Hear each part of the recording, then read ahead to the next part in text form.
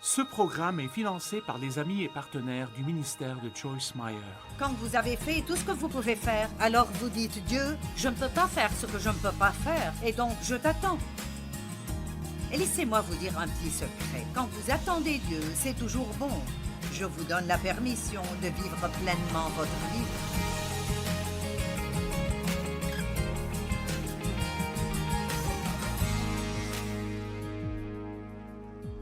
C'est si important pour nous de comprendre que nous sommes dans une guerre.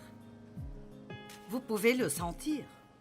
Vous sentez la guerre dans votre âme. Une partie de vous veut faire ce qui est bon et l'autre ce qui est mauvais. Une partie de vous est égoïste et l'autre veut donner aux gens. Et l'ennemi utilise les parties les plus faibles de notre chair et il fait tout ce qu'il peut pour nous garder d'être totalement engagés à Dieu et au service de Dieu. J'ai parlé ce matin de combien il est un menteur et tellement d'entre nous croient tellement de mensonges. Est-ce que quelqu'un d'entre vous depuis ce matin a attrapé le diable dans un mensonge qu'il vous dit? Ok, oui, et j'espère que vous continuerez à faire cela jusqu'à ce que vous soyez complètement libre. Satan a tenté Jésus quand le Saint-Esprit l'a emmené dans le désert et le diable lui a dit des mensonges l'un après l'autre. Et à chaque fois que le diable a dit quelque chose à Jésus, la Bible dit Jésus a dit au diable et il lui a cité la parole de Dieu. Parce que vous voyez, la vérité de la parole de Dieu est la meilleure arme que nous pouvons utiliser contre l'ennemi. La Bible dit que celui qui a ma parole rapporte fidèlement ma parole. Donc nous devons apprendre comment déclarer la parole de Dieu au lieu de demander à tout le monde ce que nous devons faire concernant nos problèmes. Nous devons connaître la parole assez bien pour savoir quand appliquer quel verset dans quelle situation et nous devons la déclarer. Quand le diable vous dit « tu n'auras jamais rien », vous dites « tout ce que je fais prospérera et réussira ». Quand il dit « tu ne pourras jamais », personne ne t'aimera jamais, vous pouvez dire « Dieu m'aime » et il fait que tout le monde m'aime. Apprenez comment combattre. Et l'une des meilleures armes que vous avez est votre bouche si les bonnes choses en sortent. Je le souligne, si les bonnes choses en sortent. Ça pourrait aussi être notre plus grand problème si les mauvaises choses en sortent. Et donc, il y a 42 à 43 ans, quand j'ai eu le privilège d'être touchée par Dieu, et j'étais chrétienne, mais je n'avais pas de victoire dans ma vie, et j'avais besoin d'être remplie du Saint-Esprit. J'avais besoin d'être baptisée dans le Saint-Esprit. Et en ce temps, il y avait un grand déversement du Saint-Esprit dans toutes les dénominations partout dans le monde, et certains d'entre vous se rappellent cela, certains non.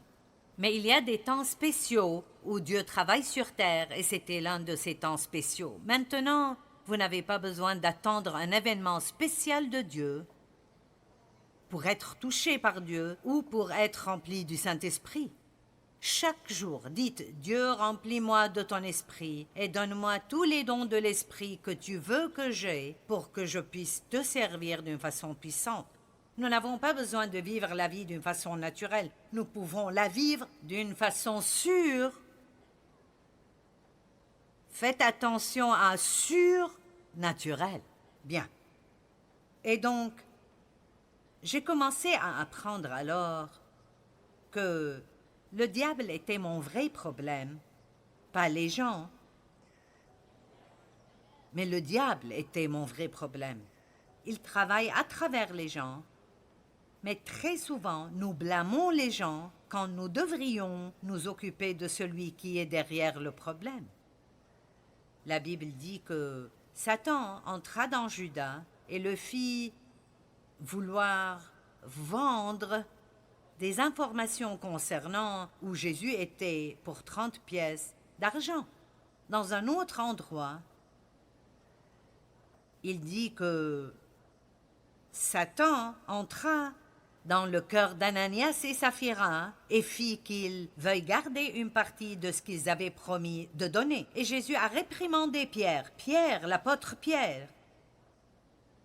Quand Pierre a essayé de le faire, ne pas aller à Jérusalem et souffrir, et Jésus l'a regardé droit dans les yeux et a dit « Arrière de moi, Satan ».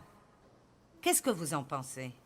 Je ne suggère pas que la prochaine fois que vous avez une dispute avec votre mari, vous le regardiez et lui dites « Arrière de moi, Satan ». Ce ne serait peut-être pas la meilleure chose à faire, mais vous pouvez certainement aller dans une autre chambre et le dire. Je ne dis pas que votre mari est le diable, mais le diable peut travailler à travers vous, il peut travailler à travers moi, il peut certainement travailler à travers les non-croyants, mais il peut travailler à travers quiconque le laisserait travailler à travers lui. Combien d'entre vous comprennent ça? Maintenant, certains d'entre vous semblent être dégoûtés. Nous devons parler du diable? Eh bien, vous devriez espérer que quelqu'un vous parle de lui régulièrement, parce que si vous passez toute votre vie à penser qu'il ne vient qu'à Halloween avec un costume rouge et une fourche et des cornes en plastique sur la tête, il vous mangera tout cru et vous ne saurez jamais ce qui est arrivé à votre vie. Amen? Le diable se porte très bien sur la planète Terre. Mais les bonnes nouvelles sont que Luc 10, 19, « Voici, écoutez, je vous ai donné le pouvoir et l'autorité sur toute la puissance de l'ennemi, et rien ne pourra jamais vous nuire. » Maintenant, je ne veux pas que vous manquiez qu'il a dit que le diable a la puissance, mais il ne dit rien à propos d'avoir de l'autorité. « Voici, je vous ai donné le pouvoir et l'autorité sur toute la puissance que l'ennemi possède. » La seule autorité que le diable a est ce que nous lui donnons à travers notre manque de savoir ou à travers notre passivité quand nous ne marchons pas conformément au savoir que nous avons. La Bible dit que le soleil ne se couche pas sur votre colère. Et ne donnez pas accès au diable dans votre vie. Eh bien, combien de fois, pendant l'année, vous couchez-vous en colère à côté de la personne contre laquelle vous êtes énervé? Allez, nous l'avons tous fait. Nous dormons sur le bord du matelas parce que je ne te toucherai pas. Tu ne me toucheras pas. Je faisais ceci et je me mettais là à geler toute la nuit parce que je ne demanderais pas la couverture. Eh bien, ça ne lui faisait pas de mal. Il avait 90% du lit et toute la couverture. C'est vraiment stupide, je veux dire. C'est juste, la colère vous fait juste faire des choses stupides. Amen? Et nous devons être lents à la colère. Et nous devons savoir comment nous en débarrasser quand elle s'empare de nous. Et donc, il y a beaucoup de choses différentes que nous faisons qui ouvrent la porte pour que l'ennemi ait de l'autorité dans notre vie. Maintenant, il n'avait pas d'autorité jusqu'à ce qu'Adam lui donne l'autorité que Dieu lui avait donnée. Mais Jésus est venu et lui a repris cela. Amen. Il lui a écrasé la tête et il lui a pris les clés de l'enfer et de la mort. Et maintenant, il nous a rendu cette autorité, mais l'autorité ne vous fait pas de bien si vous ne l'utilisez pas. Vous avez besoin de ceci, vous êtes comme... Et je comprends. Il y a près de 40 ans, je n'avais jamais entendu quelque chose comme ça et j'avais été à l'église pendant des années. Je savais qu'il y a un diable, mais je n'avais jamais rien entendu à propos de lui. Pensons-nous que ce n'est pas bien de parler du diable dans l'Église? Eh bien, c'est un endroit assez sauf pour parler de lui, et je vous dirais qu'il est un menteur. Il vient seulement pour tuer, pour voler et pour détruire, Mais Jésus a dit, je suis venu, Dieu merci pour cela, je suis venu pour que vous viviez pleinement votre vie et pour que vous l'ayez en abondance jusqu'à déborder. Maintenant, quel parti prendrez-vous? Quel parti prendrez-vous? Allez-vous passer tout votre temps à dire des commérages quand personne ne sait ce dont il parle? Ou allez-vous vous lever le matin et prier et agir comme si vous saviez qui vous êtes en Christ et laisser l'ennemi le savoir aussi? Savez-vous ce que je dis le matin? Père, quoi que soit le plan ou le complot que l'ennemi a préparé contre moi ce jour, je le renverse maintenant au nom de Jésus. Tu prends soin de ma vie, pas lui.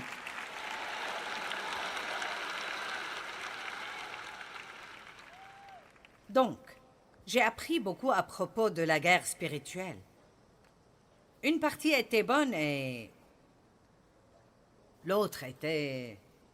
Mais j'étais fatiguée de crier après le diable sans que rien ne change dans ma vie.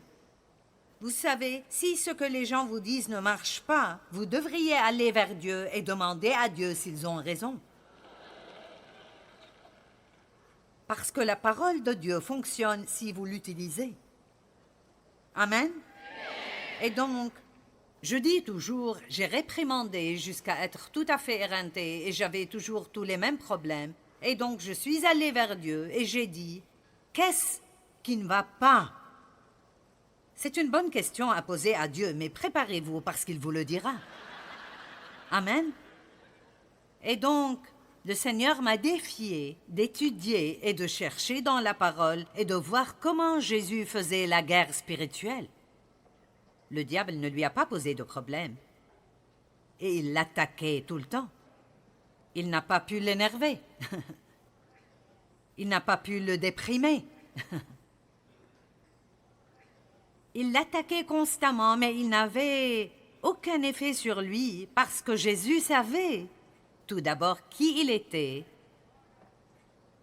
Et deux des mensonges quand il a été tenté dans le désert étaient en fait « si tu es vraiment le Fils de Dieu ». Donc son identité a été attaquée 2 fois pendant ces 40 jours. Et c'est l'une des grandes choses que Satan essaye de nous faire, c'est de nous faire sentir que nous n'avons pas de puissance et pas d'autorité. Dieu ne nous aime pas. Il n'y a rien de surnaturel dans nos vies. Si vous voulez combattre et vaincre, vous devez savoir qui vous êtes et à qui vous appartenez.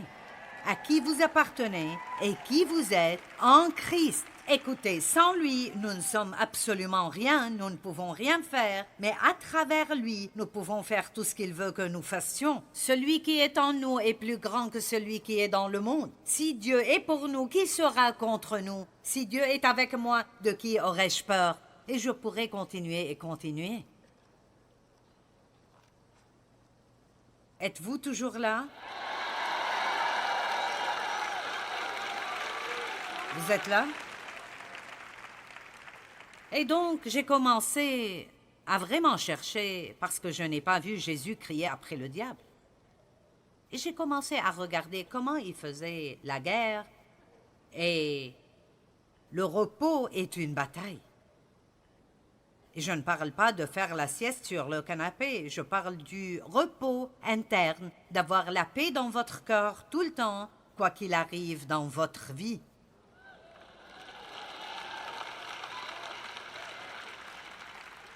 Jésus savait qui il était. La Bible dit « Revêtez la cuirasse de la justice. Mettez la vérité comme ceinture. » C'est dans Éphésiens 6. Jésus connaissait et marchait et vivait la vérité. Prenez aussi le casque du salut. Si vous êtes un chrétien, pensez comme un chrétien. Amen. Prenez l'épée à double tranchant, qui est la parole de Dieu. La gratitude est une bataille. Holly a parlé de cela aujourd'hui.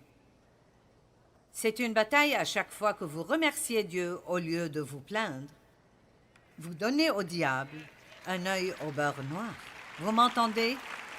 À chaque fois que vous remerciez Dieu pour chaque petite chose que vous faites, au lieu de vous plaindre à propos de chaque petite chose que vous n'avez pas, vous combattez contre l'ennemi. Certains d'entre vous pourraient changer leur vie s'ils arrêtent de se plaindre et commencent à être reconnaissants, agressivement reconnaissants, tout le temps. Allez, j'essaye de vous aider. Pensez-vous que je ne veux pas me plaindre? Je veux me plaindre tous les jours. La chair aime vraiment se plaindre. Nous sommes accros au confort. Nous ne voulons pas être mal à l'aise. Nous ne voulons pas avoir chaud ou avoir froid ou nous asseoir sur une chaise dure. Nous ne voulons pas nous garer plus loin qu'à 3 pas de la porte d'entrée. Quand je suis venue à la réunion, j'ai vu des dames marcher de longues distances. Elles étaient justes. Et j'ai pensé, ouais! Faites tout le monde se demander où vont toutes ces dames.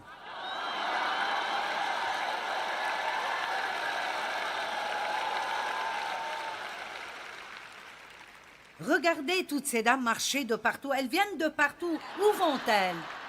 Vous savez, nous allons passer du temps avec Jésus.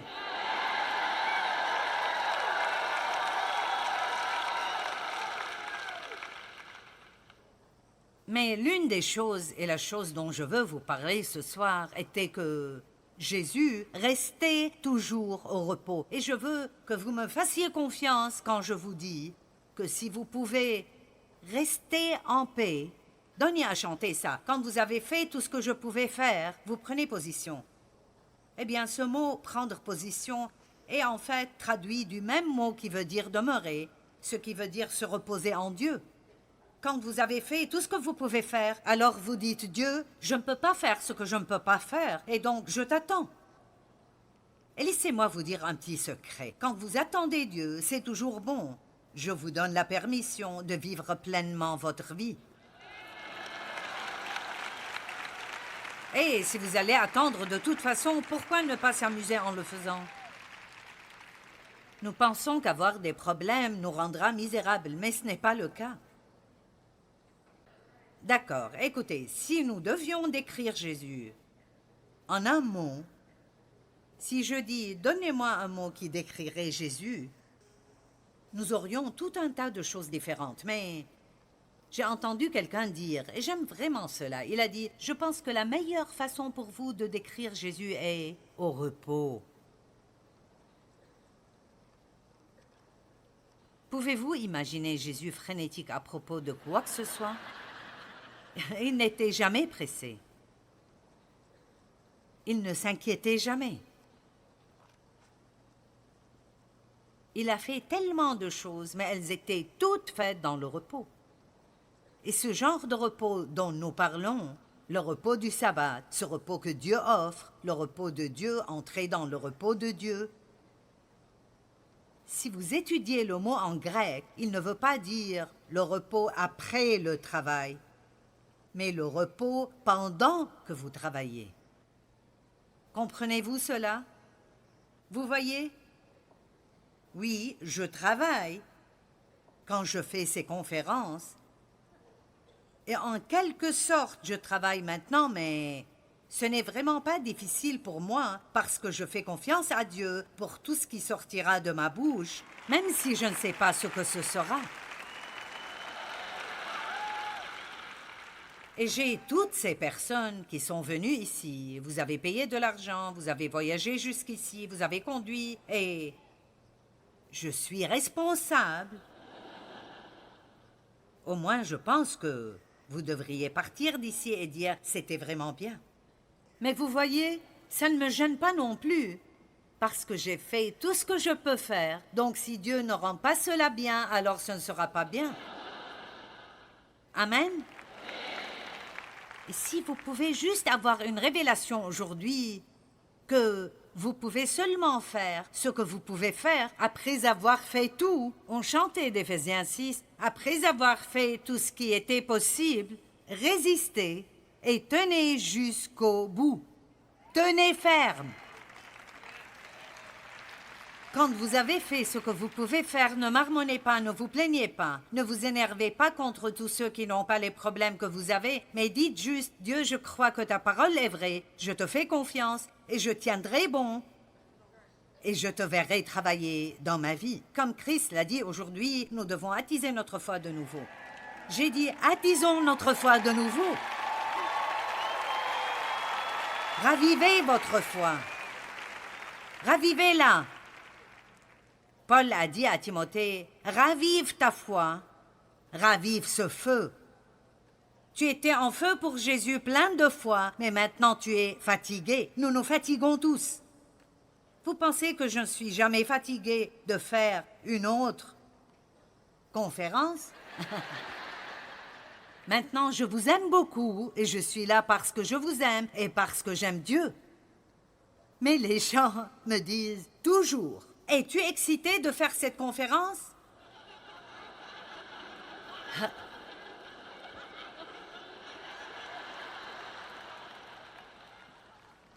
Eh bien, non.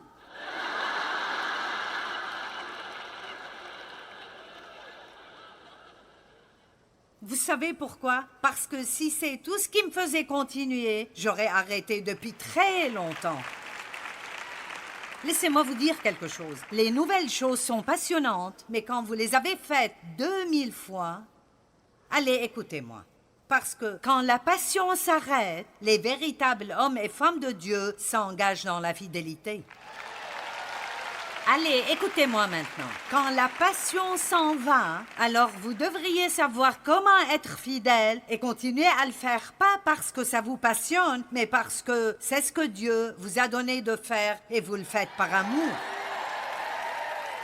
C'est quand vous faites cela pour la bonne raison. Nous devenons tous fatigués. Vous êtes fatigués de faire la vaisselle. Je suis fatiguée d'avoir besoin d'un autre sermon. Vous savez, nous nous fatiguons tous. Et vous savez, nous sommes tous humains, n'est-ce pas? Combien sont fatigués de juste faire ce que vous faites tout le temps? Lundi, mardi, mercredi, jeudi. Vendredi, samedi. Dimanche, lundi. Allez, Holly, te fatigues-tu parfois d'avoir un sermon de plus pour un matin du dimanche de plus? Vous savez, cela ne veut pas dire... Vous voyez, vous aimez voir vos leaders comme des personnes qui flottent sur des nuages en chantant l'Alléluia toute la journée. Vous pensez que le diable vous va après? Vous devriez essayer de faire ceci. Vous me regardez de travers comme « Tu peux parler du diable ?» Eh bien, je préférerais vraiment parler d'un petit dessert pour lequel tout le monde pourrait juste applaudir, mais j'ai besoin de vous dire que le diable vous hait. Et vous feriez mieux de commencer à raviver votre foi et à ne pas continuer à vouloir que quelqu'un d'autre fasse tout pour vous.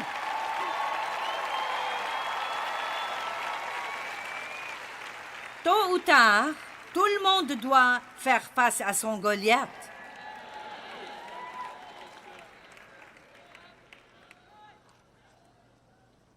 Pourquoi Jésus a-t-il été amené par le Saint-Esprit pour être tenté par le diable 40 jours et 40 nuits? Juste après avoir eu cette victoire, il a commencé son ministère public avec puissance. Pourquoi devait-il passer par cela? Parce qu'il en avait besoin. Dieu avait besoin de ce qu'il prouve pour lui-même qu'il pouvait faire face au diable et être vainqueur à chaque fois.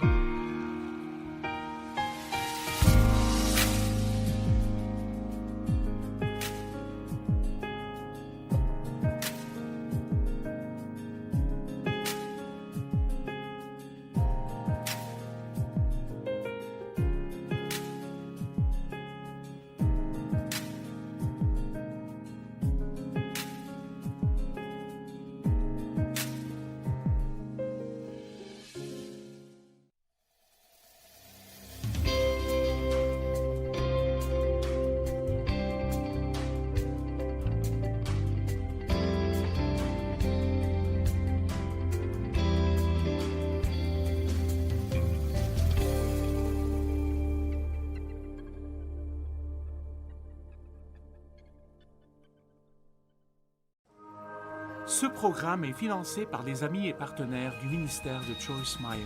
Si vous voulez avoir un flux régulier de joie dans votre vie et la paix qui n'est même pas logique, vous devez apprendre comment croire ce que vous ne pouvez pas voir, plus que vous croyez ce que vous pouvez voir.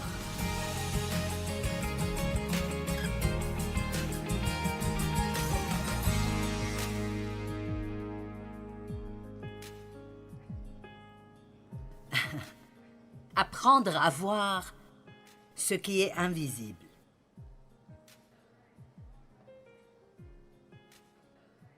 Paul parlait de cela tout le temps. Et il a dit, avec tous les problèmes et les tribulations qu'il a eues, la raison pour laquelle ça ne le dérangeait pas et qu'il ne regardait pas ce qui était visible, mais sur ce qui est invisible. Quand vous avez un problème, au lieu de juste regarder le problème, vous pourriez y penser et voir avec vos yeux spirituels ce que Dieu est dans le processus de faire avec votre problème. Nous sommes si habitués à ne croire que ce que nous voyons, et si nous ne voyons pas Dieu faire quoi que ce soit, alors nous assumons qu'il ne fait rien. Mais quand vous voyez ce que Dieu a fait, ce n'est que le résultat de ce qu'il faisait depuis le début, et maintenant, tout d'un coup, vous le voyez. Quelque chose qui m'a aidé à travers ces dernières années, et que si je commence à être découragée parce qu'il semble que je prie pour quelque chose depuis trop longtemps sans réponse, au lieu d'être déprimée, j'ai appris à dire, et j'essaye de le dire à haute voix, Dieu travaille. Si vous pouvez croire que Dieu travaille, même si vous ne le voyez pas ou vous ne le ressentez pas, la Bible dit que tant que nous croyons, Dieu continue à travailler. Donc dites, Dieu travaille dans ma vie. Maintenant dites ceci, Dieu travaille sur mon problème. Dieu travaille sur ceux que j'aime qui ne sont pas sauvés. Allez.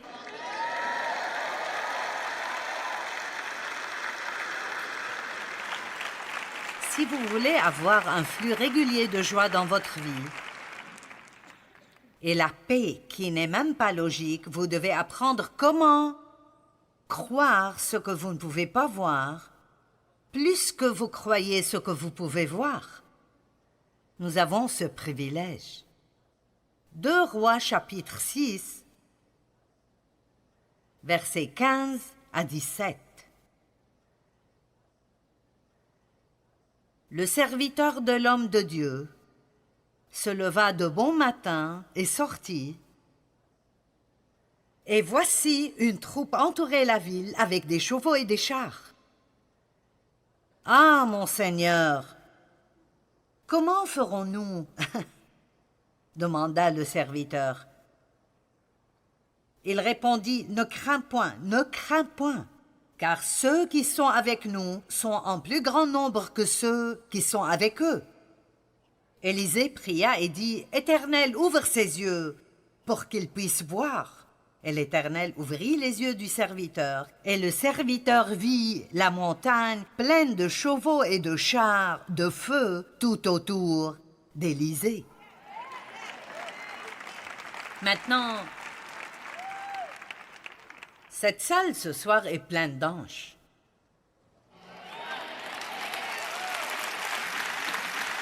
Mais tout ce dont nous ne prenons pas conscience, nous le manquerons. Donc, je suis heureuse que Dieu m'ait mis sur le cœur d'enseigner sur cela parce que ça m'a vraiment aidée. Juste parce que je l'étudiais comme je prends du temps régulièrement pour penser à ce qui arrive que je ne peux pas voir. Si vous regardez trop longtemps les mauvaises choses, vous vous déprimerez encore et encore. Je regarde les nouvelles juste pour voir si quelque chose est arrivé que je devrais savoir. Mais si c'est assez important, ce sera la première ou la deuxième chose sur mon téléphone et je ne peux pas aller plus loin parce que ça empire vraiment après cela. C'est juste vraiment... C'est tellement mauvais que c'est juste... Eh bien, je n'en dirai pas plus. C'est juste aussi mauvais. Ce n'est même pas considéré comme méritant d'être imprimé. Mais nous pouvons regarder au-delà de ce que nous voyons et réaliser, mon Dieu, il y a de bonnes choses qui arrivent. Par exemple, Jésus a dit « Je reviendrai et je vous prendrai avec moi, afin que là où je suis, vous y soyez aussi. » Donc alors que vous profitez de votre temps maintenant, Jésus décore votre maison.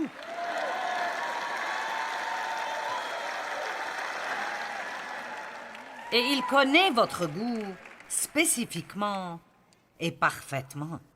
Amen. Dieu fait tellement de choses dans toutes nos vies. Si vous êtes un croyant et vous parlez à Dieu, il fait tellement de choses dans votre vie. Et si vous n'avez pas encore vu le résultat final, ça ne veut pas dire que Dieu ne fait pas des choses. Et je sens vraiment que Dieu voulait que je fasse un effort pour faire passer ce message aux gens, pour que vous arrêtiez de vivre d'après ce que vous voyez et vous ressentez. Vous allez vous enthousiasmer quand vous réalisez que les anges sont avec vous partout où vous allez. Et vous savez quoi? Les anges de Dieu ne sont pas de petits bébés avec des ailes sur le dos. C'est pitoyable parfois comment les gens dans le monde essayent d'affaiblir les choses de Dieu. Nous n'avons pas de petits bébés anges avec de petites ailes qui batifolent autour de nous. Ces anges de Dieu effrayeront probablement une personne normale, tout carrément. Jésus est ici ce soir.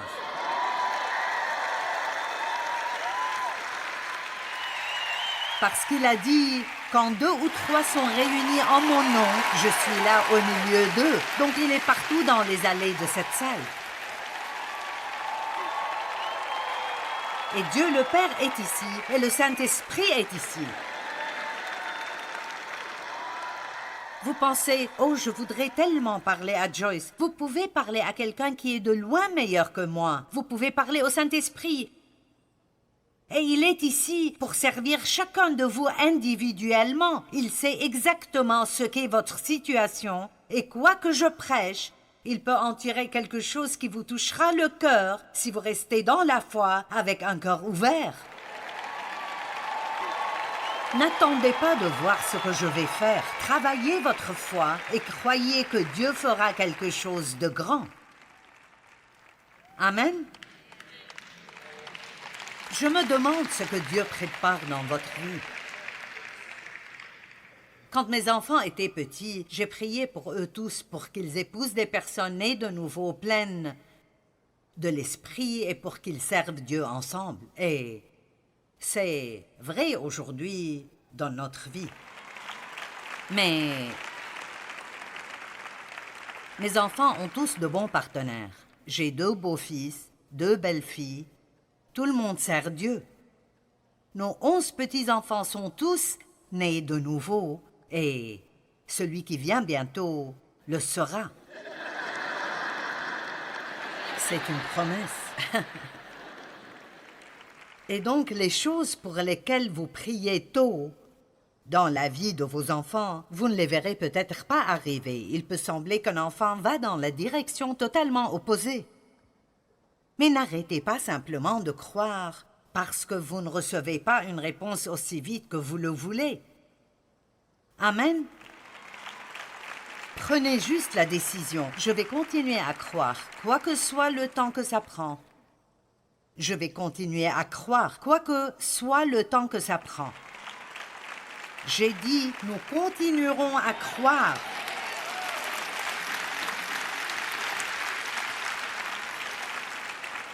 Croire ne nous coûte rien du tout. Et vous serez beaucoup plus contents si vous croyez. Amen. La première chose que Jésus a dit dans son ministère public était « Repentez-vous car le royaume des cieux est proche. » Quand il a envoyé ses disciples prêcher, il a dit « Allez et dites, le royaume des cieux est proche. » Eh bien, ils ont pensé comme nous pensons tous. Ils ont pensé sur le plan physique, pas sur le plan spirituel. Et donc, ils croyaient que Jésus allait établir un royaume terrestre, avoir un palais et un trône, et qu'ils seraient les 12 hommes importants avec lui qui donneraient tous les ordres. et ce n'était pas ce dont il parlait du tout. C'est intéressant quand vous essayez de parler à quelqu'un spirituellement et vous voyez qu'il ne comprend simplement pas. Amen. Ils n'ont vraiment aucune idée de quoi vous parlez. Paul a dit qu'il priait pour l'Église. Dans Éphésiens 1, 17 à 20, il a dit « Je prie pour que le Dieu de notre Seigneur Jésus-Christ vous donne par son esprit sagesse et révélation pour que vous le connaissiez, qu'il illumine les yeux de votre cœur. »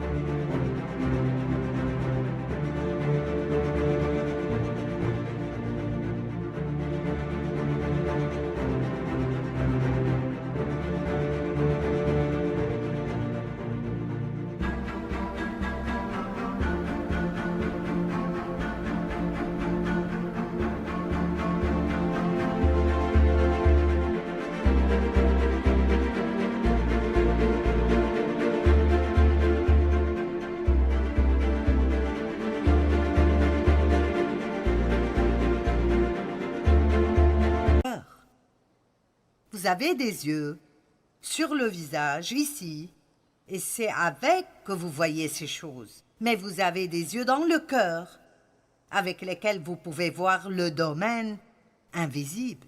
Nous avons la pensée de la chair, la pensée charnelle dans laquelle tout le monde tombe, mais nous avons aussi la pensée de l'esprit, ce qui veut dire que nous regardons les choses d'une façon différente de la façon dont les personnes ordinaires. Comprenez-vous qu'en tant que chrétien, vous opérez juste d'après des règles et des directives différentes?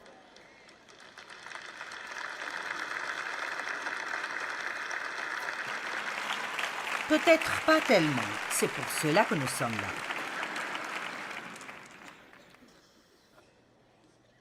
Le royaume du ciel est à portée de main. Il y a un véritable royaume qui vit autour de nous, mais il est invisible pour nos yeux naturels. Cependant, il n'est pas invisible pour nos yeux spirituels.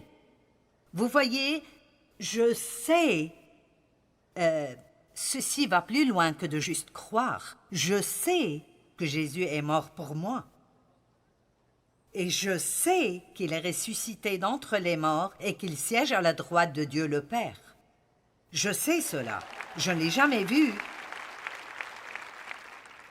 Mais je donne ma vie entière.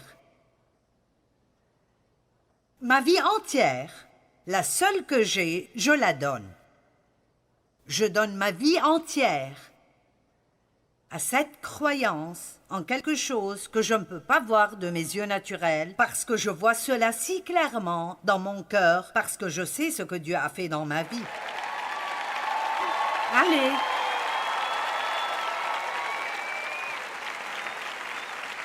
Donc, quand vous êtes tout à fait déprimé, pensez à ce que Dieu a fait dans votre vie. Parce qu'il n'a pas encore fait tout ce que vous voulez qu'il fasse, mais il a fait certaines choses.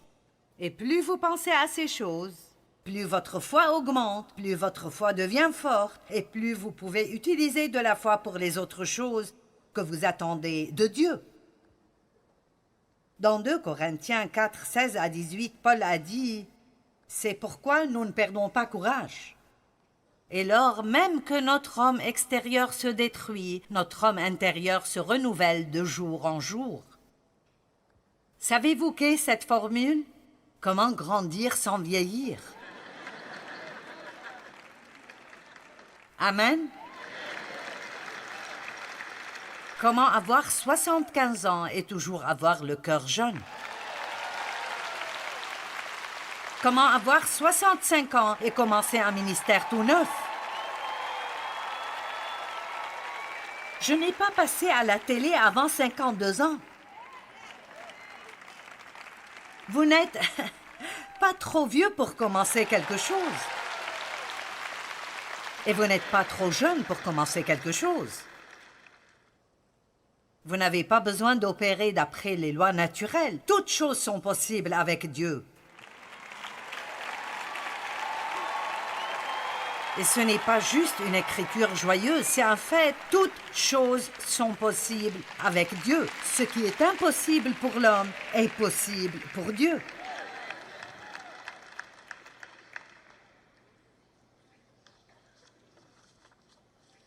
Paul continue, car nos légères afflictions du moment présent, je veux dire, Paul est battu, il est en prison, il a faim et il dit, cette légère affliction du moment présent. Et vous savez, voici un autre grand problème que nous avons. Nous ne pensons pas assez à l'éternité et à combien ça durera. Et donc, vraiment, n'importe quel problème que vous avez maintenant est un truc momentané comparé à combien durera l'éternité. Ça semble être un temps vraiment très, très long. Et ceux d'entre vous qui sont des croyants nés de nouveau, vous vivrez pour toujours dans un bon endroit. Tout le monde vivra pour toujours, mais pas tout le monde vivra au bon endroit. Nos corps deviendront de la poussière et ne seront plus, mais il y a une partie de nous qui durera pour toujours, notre esprit et notre âme. Et nous devons passer notre temps maintenant à préparer pour ce temps, parce que nous serons là-bas beaucoup plus longtemps que nous serons ici. Vous m'entendez? C'est pourquoi c'est important d'investir dans le royaume de Dieu, parce que ce que vous investissez dans le royaume, le temps, l'argent ou le travail dur,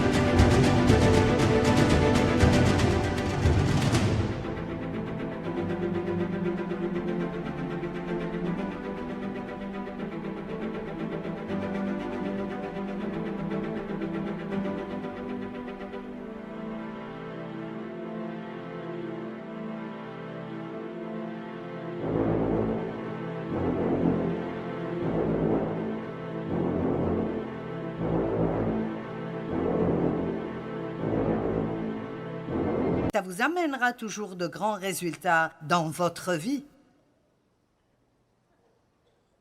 Nos légères afflictions du moment présent produisent pour nous un poids éternel de gloire, parce que nous regardons non point aux choses visibles, mais à celles qui sont invisibles, car les choses visibles sont passagères.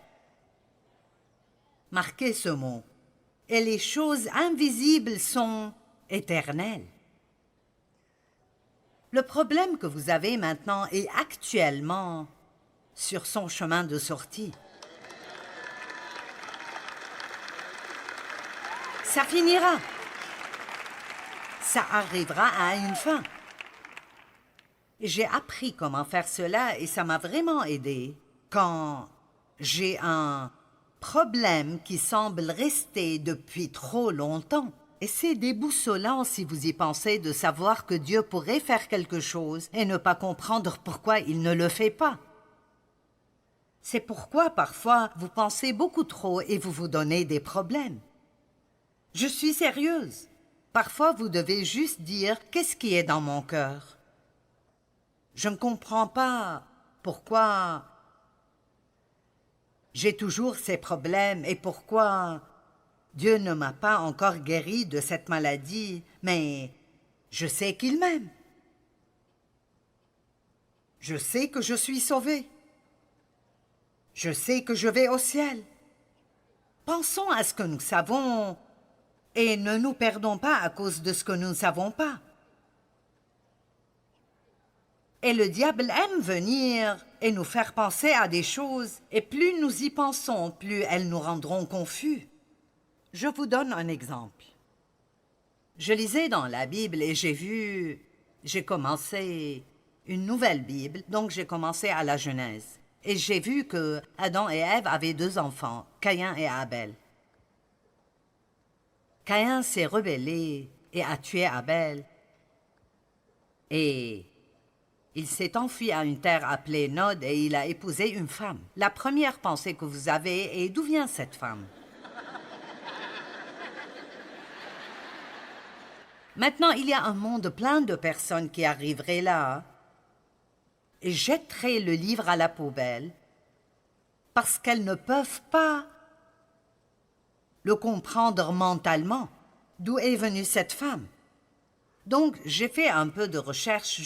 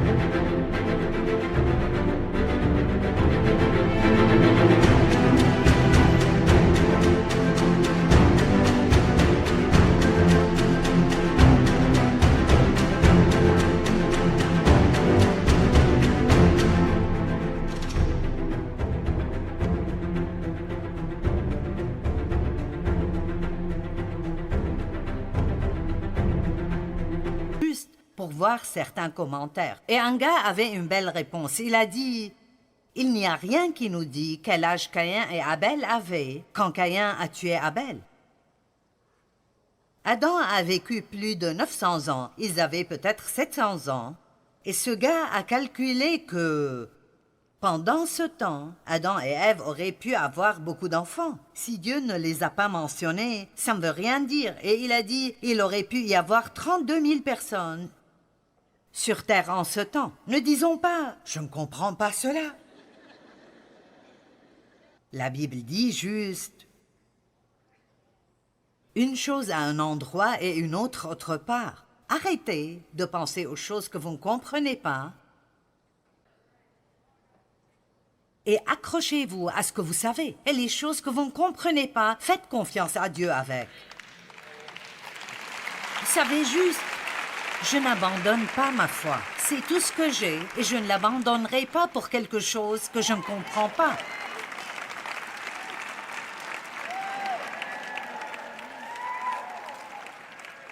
Vous pouvez être confus même en regardant des documentaires si vous ne savez pas vraiment qui vous êtes. Je dirais juste normalement, c'est dommage, il ne voit pas ce que je vois. Je ne suis pas le résultat d'un microbe qui est sorti de quelque part et a évolué à travers des millions d'années. Je suis désolée, mais mes proches ne sont pas des singes.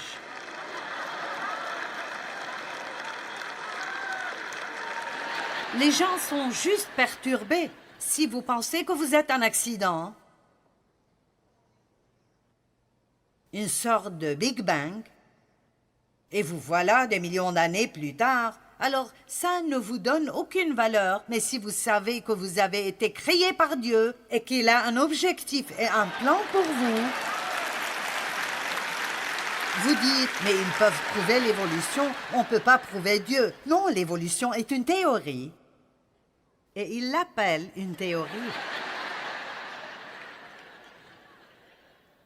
Et je vous dis quoi? Je ne suis pas la personne la plus intelligente, mais je préfère être insensé pour Christ.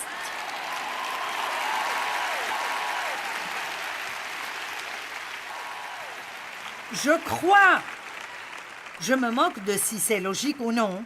Je crois, je crois, je crois, je crois. Si Dieu l'a dit, je le crois.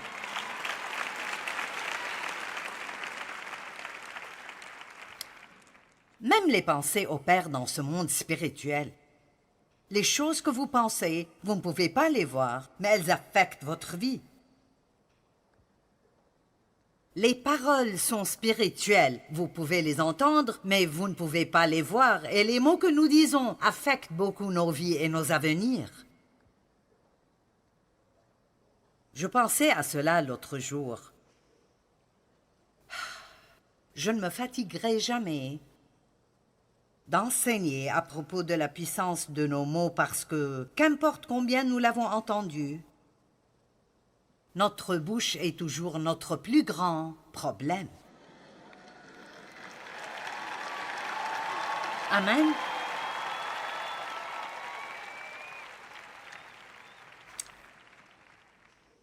Maintenant, si un homme ne naît de nouveau, Jean 3, 3.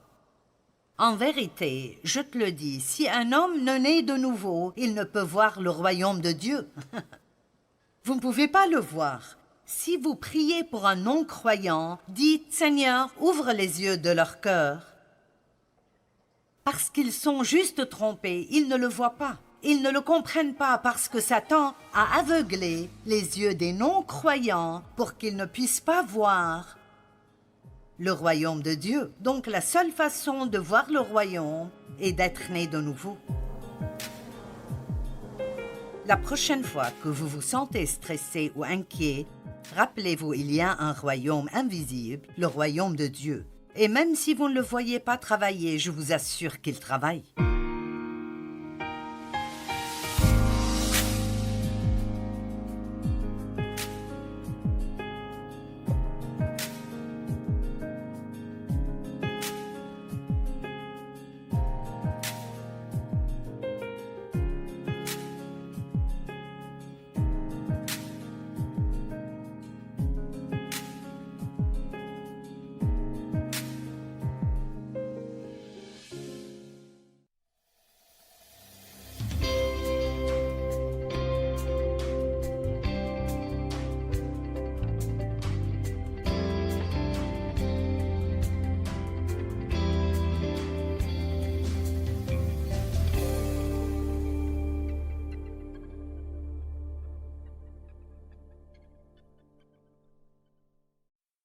Maya